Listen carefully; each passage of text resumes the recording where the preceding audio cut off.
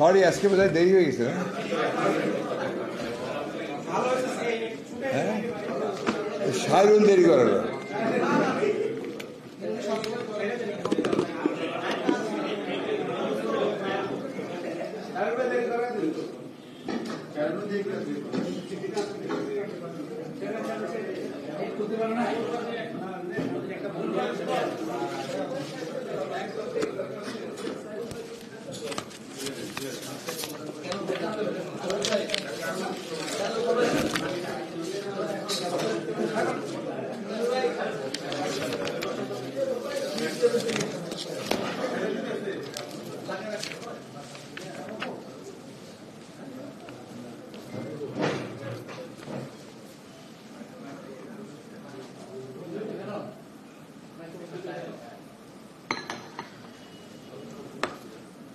তৈরি আপনারা?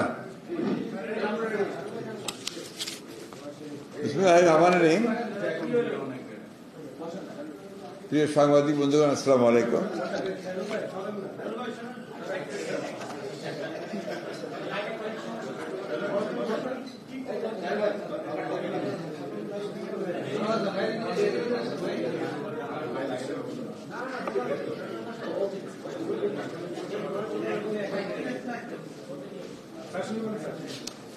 প্রিয় সাংবাদিক বন্ধুরা, আসসালামু আলাইকুম।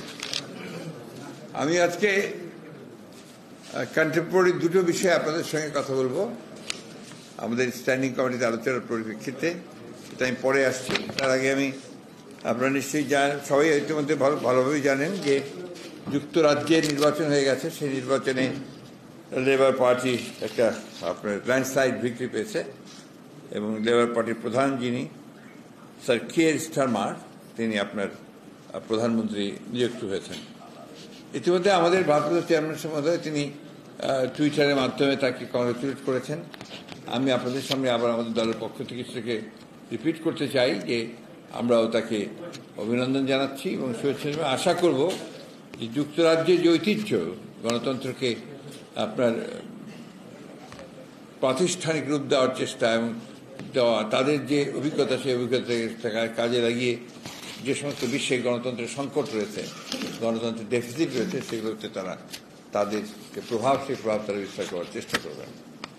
এবং এটা আশা করব যে তার নেতৃত্বে ব্রিটেনের যে অর্থনীতি, রাজনৈতিক যে সমস্যা, সেই সমস্যাগুলো তিনি সমাধানে নেতৃত্ব দিতে পারবেন।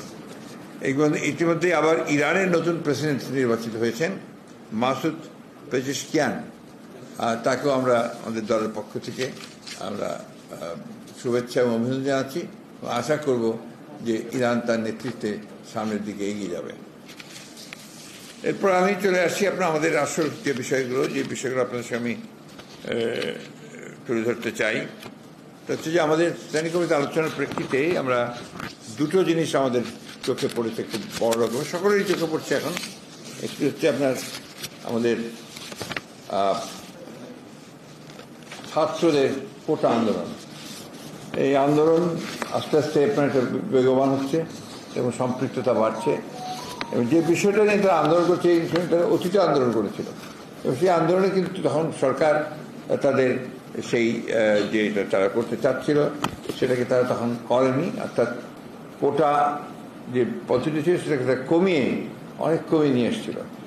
তো এখন আবার সেটাতে আমরা দেখতে পাচ্ছি যে হাইকোর্ট থেকে একটা রায় দিয়েছে, যে রায়ে তাদেরকে আপনার আগের অর্থাৎ 56% কোটা বিভিন্ন বিষয়ে, মুক্তিযোদ্ধা, তারপরে তোমার প্রতিবন্ধী, আরও কয়েকটা আছে আপনার উপজাতি ও জাতি, এগুলো বিষয়ে তাদেরকে 56% কোটা দিয়ে তারা ওইভাবেই আপনার নির্বাচিত হবেন সরকারি চাকরি বা অন্যান্য চাকরির ক্ষেত্রে। এখানে সমস্যা যেটা হচ্ছে যে 56% যদি আপনার সব কোটাতেই চলে যায়, তাহলে কিন্তু আপনার যে মেধা, সেই মেধা যে বিকাশ, সেটা একেবারেই সম্ভব হবে না। এবং আমরা সেক্ষেত্রে দেখতে পাই যে আপনার যে সমস্ত ছাত্রদের আপনার ইউনিভার্সিটিতে ঢোকা বা ভালো কলেজে ঢোকা, অ্যাট দি সেম টাইম সরকারি চাকরি পাওয়া, বিসিএস বলেন বা যে কোনো ক্ষেত্রে বলেন, সেই ক্ষেত্রে আপনার একটা মেধা শূন্যতা দেখা দিচ্ছে। এখন প্রকৃতপক্ষে সেই শূন্যতাই চলছে। এই বিষয়ে আমাদের যে মতামত, সেটা আমরা আপনাদের বলতে চাই। গত কয়েকদিন যাবৎ ছাত্ররা সরকারি চাকরিতে নিয়োগের ক্ষেত্রে কোটা পদ্ধতি বাতিলের জন্য হাইকোর্টের আদেশের বিরুদ্ধে রাস্তায় আন্দোলন করছে। এটা ছাত্রদের আন্দোলন, আমাদের এখানে সম্পৃক্ত হওয়ার কোনো কারণ নেই, কিন্তু তারপরেও রেসপন্সিবল পলিটিক্যাল পার্টি হিসেবে, দায়িত্বশীল একটা রাজনৈতিক দল হিসেবে আমরা এই বিষয়ে আমাদের মতামতটা জাতির সামনে, আপনাদের সামনে তুলে ধরা বাঞ্ছনীয় বলে আমরা মনে করেছি। মুক্তিযোদ্ধারা জাতির শ্রেষ্ঠ সন্তান, তাদেরকে রাষ্ট্রীয়ভাবে সম্মাননা প্রদান করা হয়। রাষ্ট্রীয় আচার অনুষ্ঠান, জাতীয় দিবস সমূহ, এমনকি তাদের মৃত্যুর পর রাষ্ট্রীয় সম্মানের সাথে দাফন করা যায়, এগুলো তাদের প্রাপ্য। এছাড়া মুক্তিযোদ্ধাদের ভাতা সহ অন্যান্য সুবিধা রয়েছে। স্বাধীনতার ঘোষণাপত্রের ভিত্তিতে মুক্তিযুদ্ধের অর্থাৎ স্বাধীনতা যুদ্ধের প্রধান অঙ্গীকার ছিল সাম্য, মানবিক মর্যাদা ও সামাজিক সুবিচার নিশ্চিত করা, বৈষম্যহীন রাষ্ট্র ও সমাজ বিনির্মাণ করা। সাংবিধানিকভাবে ও আইনের দৃষ্টিতে সকল নাগরিক সমান, কিন্তু সংবিধানের 28(4) এবং 29(3) অনুচ্ছেদ অনুযায়ী নাগরিকদের পিছিয়ে পড়া অংশ, প্রকৃত মুক্তিযোদ্ধা, শারীরিক প্রতিবন্ধী এর বাইরে ব্যতিক্রম হিসেবে কিছু সংরক্ষণ ব্যবস্থা রাখা যেতে পারে। 56% কোটা ব্যবস্থা বহাল রেখে প্রযুক্তি ও মেধা নির্ভর বিশ্ব ব্যবস্থা জাতি হিসাবে টিকে থাকা প্রায় অসম্ভব। প্রথম, দ্বিতীয়, তৃতীয়, চতুর্থ শ্রেণী কোন শ্রেণীতেই কোটা পদ্ধতি মেধা বিকাশের পক্ষে সহায়ক হতে পারে না। মেধা ভিত্তিক বৈষম্যহীন জাতি ও সমাজ বিনির্মাণে মুক্তিযুদ্ধের অঙ্গীকারের সাথে সাংঘর্ষিক। বর্তমানে অবৈধ অনির্বাচিত কর্তৃত্ববাদী সরকার বিচার বিভাগকে ব্যবহার করে, অর্থাৎ আদালতের ঘাড়ে বন্দুক রেখে জনগণের ন্যায্য দাবি সমূহ দমিয়ে রাখার ভিন্ন পুরনো কৌশলেই তারা ছাত্র সমাজের ন্যায্য আন্দোলনকে দমানোর অপচেষ্টায় লিপ্ত রয়েছে। 21 শতাব্দীর এই সময়ে সেই প্রযুক্তি ও জ্ঞানভিত্তিক বৈশ্বিক ব্যবস্থায় টিকে থাকতে হলে মেধাভিত্তিক রাষ্ট্র ব্যবস্থা প্রতিষ্ঠার কোনো বিকল্প নেই। তাই সাধারণ ছাত্র সমাজের কোটা সংস্কার আন্দোলনের ন্যায্য ও যৌক্তিক দাবি সমূহের সঙ্গে আমরা একমত। আইন ও বিচার বিভাগের দোহাই দিয়ে ছাত্র সমাজের যৌক্তিক দাবি সমূহকে দমানোর সকল অপচেষ্টাই ব্যর্থ হবে বলে আমরা বিশ্বাস করি। কারণ ইতিহাসের শিক্ষা হচ্ছে জনগণের ন্যায়সঙ্গত আন্দোলন কখনোই দমানো যাবে না। আমরা আশা করি সরকার সময় থাকতে ছাত্র সমাজের যৌক্তিক ও ন্যায্য দাবি সমূহ মেনে নেবে। ছাত্র ন্যায়সঙ্গত যৌক্তিক মেনে নিয়ে এই সমস্যার সমাধানের আহ্বান জানাচ্ছি আমরা। ধন্যবাদ। এর পরেরটি হচ্ছে আপনার আমাদের পেনশন স্কিম নিয়ে বিশ্ববিদ্যালয়ের শিক্ষকরা যেটা নিয়ে আপনার আন্দোলন করছেন। আমরা অত্যন্ত উদ্বেগের সঙ্গে লক্ষ্য করছি দেশের সবকটি পাবলিক বিশ্ববিদ্যালয়ের সকল শিক্ষক ও কর্মচারী সম্প্রতি শিক্ষা কার্যক্রম বন্ধ করে দিয়েছে। সর্বজনীন পেনশন স্কিম চালু করার জন্য দেশের সকল পাবলিক বিশ্ববিদ্যালয়গুলোর শিক্ষক ও কর্মচারীদের সম্পৃক্ত করে সরকারি পরিপত্র জারি করেছে। এই বিষয়টি নিয়ে ক্ষুব্ধ বাংলাদেশের পাবলিক বিশ্ববিদ্যালয়ের শিক্ষক সম্প্রদায় কর্মচারীবৃন্দ এবং তারা এই স্মারকটি প্রত্যাখ্যান করেছে, প্রতিবাদ করেছে। সকল শিক্ষা প্রতিষ্ঠানে শিক্ষাদান, পরীক্ষা গ্রহণ সহ সকল প্রকার কর্মকাণ্ড বন্ধ রেখেছে। উচ্চ শিক্ষা প্রতিষ্ঠানগুলো একটা অচলাবস্থা সৃষ্টি হয়েছে, জাতির জন্য অত্যন্ত উদ্বেগজনক। প্রকৃতপক্ষে এটি এই দেউলিয়া সরকারের দুর্নীতির আরেকটি পথ খুলে দেওয়া। যেহেতু দেশের অর্থনৈতিক অবস্থা চরম সংকটাপন্ন, সেহেতু অন্যান্য খাত সহ শিক্ষকদের কাছ থেকে অন্যায়ভাবে এই পেনশনের টাকা তুলে নিতে যাচ্ছে। সার্বজনীন পেনশন স্কিমের 4টি প্রকল্পে এ পর্যন্ত প্রায় 18 কোটি মানুষের মধ্যে, জনগণের মধ্যে মাত্র 40,000 আবেদন জমা পড়েছে বলে গণমাধ্যম সূত্রে প্রকাশিত হয়েছিল, বিবৃতিতে প্রকাশিত হয়েছিল। সাবেক অর্থমন্ত্রী লোটাস কামাল সংসদে এই বিল উত্থাপনের ভাষণে বলেছিলেন, সার্বজনীন পেনশন স্কিমের টাকা রাখার জায়গা সরকার খুঁজে পাবে না। অসরকারি আর্থিক দুরবস্থার মধ্যে সার্বজনীন পেনশন স্কিম নামে নতুন স্কিম চালু করা সরকারের দুর্বল আর্থিক খাতে মেরামত করার একটা কৌশল। এটি এই অবৈধ আর্থিকভাবে দেউলিয়া সরকারের আরেকটি নতুন লুটপাট স্কিম, যার নাম পেনশন স্কিম, প্রত্যয় স্কিম ইত্যাদি। সরকারি স্কিম বেসরকারি স্বায়ত্তশাসিত রাষ্ট্রায়ত্ত সংবিধিবদ্ধ প্রতিষ্ঠান সময় 4.25 লাখ কর্মকর্তা ও কর্মচারীদের মধ্যে চালু করতে চায়। বিশ্ববিদ্যালয় সমূহ প্রায় 50,000 শিক্ষক কর্মচারীদের সাথে অর্থাৎ অংশীজনদের সঙ্গে কোনো আলোচনা ছাড়াই স্বেচ্ছাচারী কায়দায় এই বিধান বাধ্যতামূলকভাবে চালু করতে চাচ্ছে এই অবৈধ সরকার।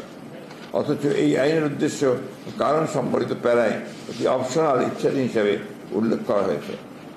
এই প্রেক্ষিতে শিক্ষক সমাজের যে আন্দোলন ও প্রতিবাদ শুরু হয়েছে তা অবশ্যই যৌক্তিক ও সমর্থনযোগ্য। সরকারের অব্যবস্থাপনা ও দুর্বলতা থেকে পুঁজি করে শাসক গোষ্ঠীর আশীর্বাদ পুষ্ট এক শ্রেণিক ব্যবসায়িক লুটেরা সিন্ডিকেট ও কিছু কিছু সরকারি দুর্নীতিবাজ কর্মকর্তা কর্মচারীরা সীমাহীন লুটপাট করছে। ব্যাংক ও সকল আর্থিক খাত সম্পূর্ণভাবে ধ্বংস করে তারা বিদেশে অর্থ পাচার করছে। সরকার তাদের বিরুদ্ধে কোনো কার্যকর ব্যবস্থা নিচ্ছে না। সেরকম পরিস্থিতিতে নাগরিকরা সারা জীবনের অর্জিত সম্পদ কোন ভরসায় এই নতুন লুটপাট স্কিমে বিনিয়োগ করবে?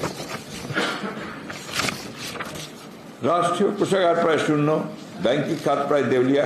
এরকম লুটেরা তন্ত্রকে টিকে রাখার জন্য এরকম পেনশন স্কিমের মতো আরও কিছু স্কিম চালু করার জনগণের পকেট শূন্য করতে চায় এই লুটেরা সরকার। সরকার তথাকথিত উন্নয়নের নামে জনগণের ঘাড়ে ব্যয়ের বোঝা চাপাচ্ছে। সরকারের উন্নয়ন বলি জয় যদি এতই শক্তিশালী হয়ে থাকে তাহলে পেনশন বৃদ্ধি পাওয়ার কথা। অতএব জনগণ সরকারহীন অর্থনৈতিক উদ্দেশ্য প্রণোদিত ও অনৈতিক তথাকথিত পেনশন স্কিম সহ ইত্যাদি সকল প্রকার প্রকল্প প্রত্যাখ্যান করেছে জনগণ। আমরা বিশ্ববিদ্যালয়ের শিক্ষক ও কর্মচারীদের এই যৌক্তিক আন্দোলন সমর্থন করছি এবং অবিলম্বে এই পেনশন স্কিম প্রত্যাহারের আহ্বান জানাচ্ছি। ধন্যবাদ। জি,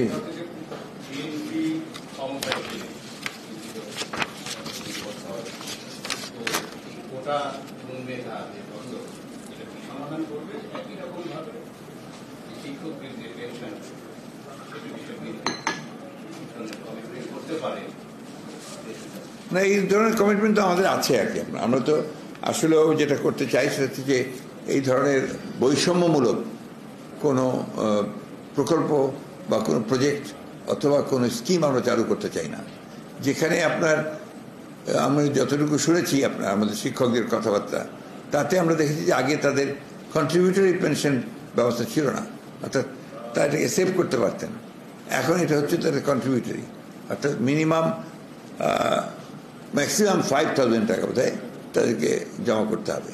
2 নম্বর হচ্ছে যে আপনার এটা বলা হয়েছিল অপশনাল, কিন্তু এখন দেখা যাচ্ছে এটা কম্পালসারি করা হচ্ছে।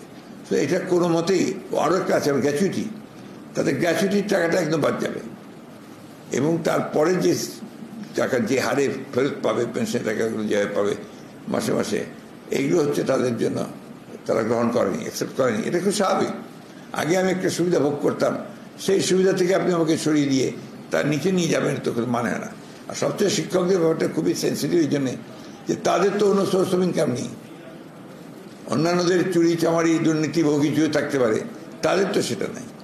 তাদেরকে আমরা বাধ্যই শুধু এই বেতনের উপরে তাদেরকে নির্ভর করতে হয়। তো এই জন্যই তারা অনেক বেশি বিক্ষুব্ধ এবং তারা মনে করে যে এটা তাদের অত্যাচার নির্যাতনের মতো একটা ব্যাপার তারা দেয়, সেই জন্য তারা করেছে।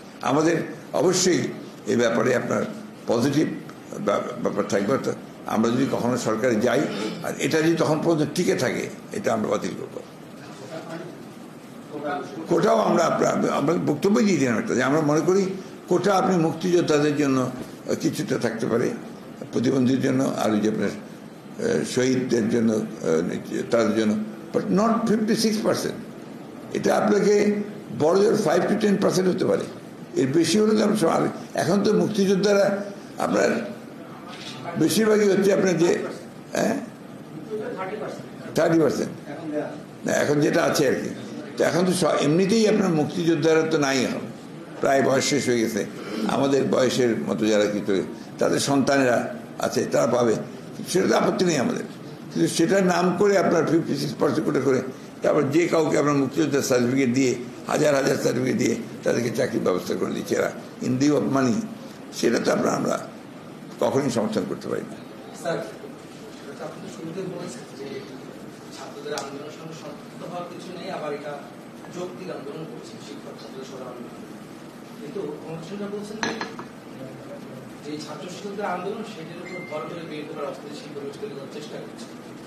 শোনেন, এদের এই কথাগুলো মানে এত মানে অযৌক্তিক ইলজিক্যাল কথাবার্তা তারা বলবে।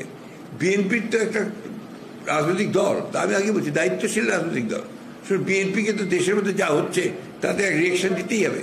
আর আমরা তো তাদের আপনার প্রশ্নই উঠতে পারে না যে আমরা বিএনপি তাদের উপর ভর, সব কিছুকে ভর ছাড়িয়ে আমরা আন্দোলন করেছি ভাই। আবার এদের উপর ভর করার আমাদের কারণটা কি থাকবে? তারা তাদের আন্দোলন করছে, আমাদের নৈতিক সমর্থন আছে তাদের প্রতি, যেটা আমরা বারবার করে বলছি যে আমাদের নৈতিক সমর্থন অবশ্যই থাকবে। একটা ন্যায়সঙ্গত আন্দোলনকে আমরা সমর্থন করবো না? যারা আপনাদের সাংবাদিকদের কিছু কিছু দাবি তো আপনারা নিজেই বিভক্ত হয়ে গেছেন, আদায় করতে পারেন না, তো কিন্তু আমরা তো সমর্থন করছি। আর কিছু আছে?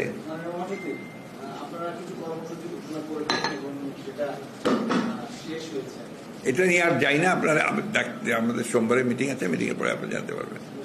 হ্যাঁ, ঠিক আছে, থ্যাংক ইউ।